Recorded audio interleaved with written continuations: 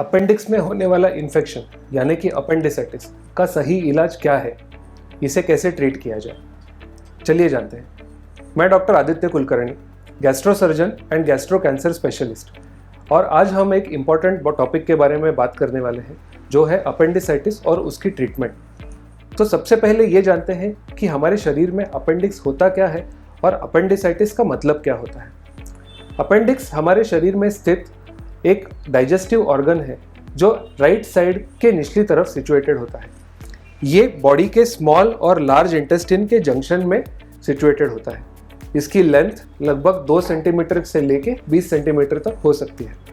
Appendix में होने वाला इन्फेक्शन यानी कि अपेंडिसाइटिस ये सबसे ज़्यादा कॉमनली पाया जाने वाला सर्जिकल प्रॉब्लम है।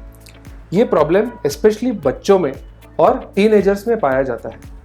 इसका सबसे ज़्यादा प्रिवेलेंस यानी कि इसका सबसे ज़्यादा पाया जाने का एज ये 5 इयर्स और 20 इयर्स के बीच में है, और 10 to 20 इयर्स के बच्चे इससे सबसे ज़्यादा अफेक्टेड होते हैं।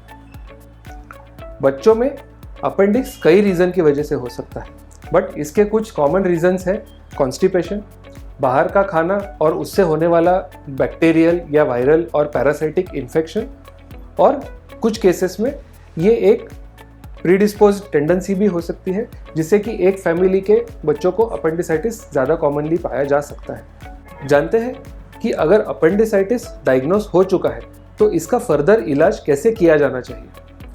अपेंडिसाइटिस ये एक सीरियस मेडिकल कंडीशन है और इसकी ट्रीटमेंट एक क्वालिफाइड मेडिकल प्रोफेशनल के द्वारा ही की जानी चाहिए।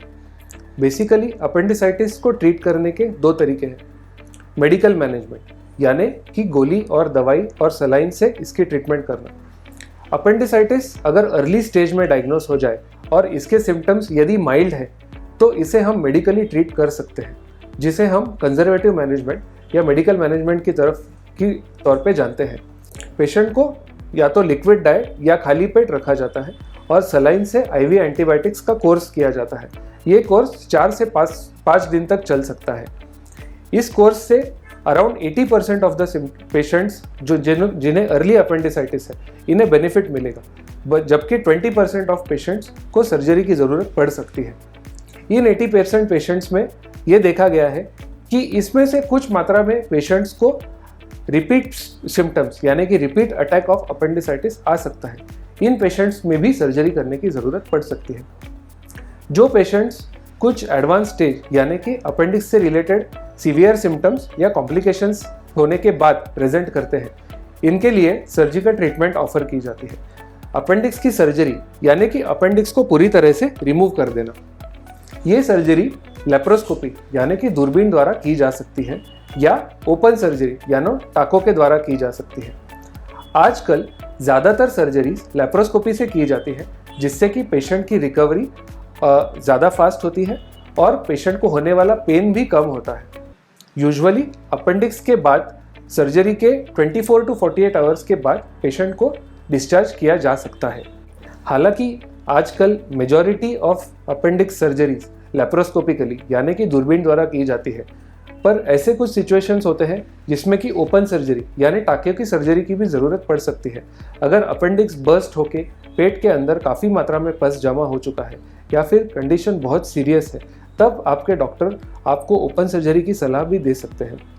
भले सर्जरी ओपन हो या लेप्रोस्कोपिक हो, इसका एम होता है अपेंडिक्स को कम्प्लीटली निकालना और पेट के अंदर होने वाले इन्फेक्शन को कंट्रोल करना। अपेंडिक्स की सर्जरी काफ़ी सेफ है और अपेंडिक्स निकालने के बाद बॉडी में कोई लॉन्ग टर्म कॉम्प्लिकेशंस देखे नहीं गए हैं। अपेंडिक्स निकालने के बाद पर्सन अपनी नॉर्मल लाइफ जी सकता है और नॉर्मल डाइजेशन भी पॉसिबल है। ये थी कुछ जानकारी अपेंडिसाइटिस और उसके ट्रीटमेंट के बारे में। यदि आपको अपेंडिसाइटिस के बारे में कुछ इन्फॉर्मेशन या कुछ सलाह चाहिए तो आप हमें लिख सकते हैं या हमें ईमेल कर सकते हैं नीचे दिए गए ईमेल एड्रेस पे। Thank you very much.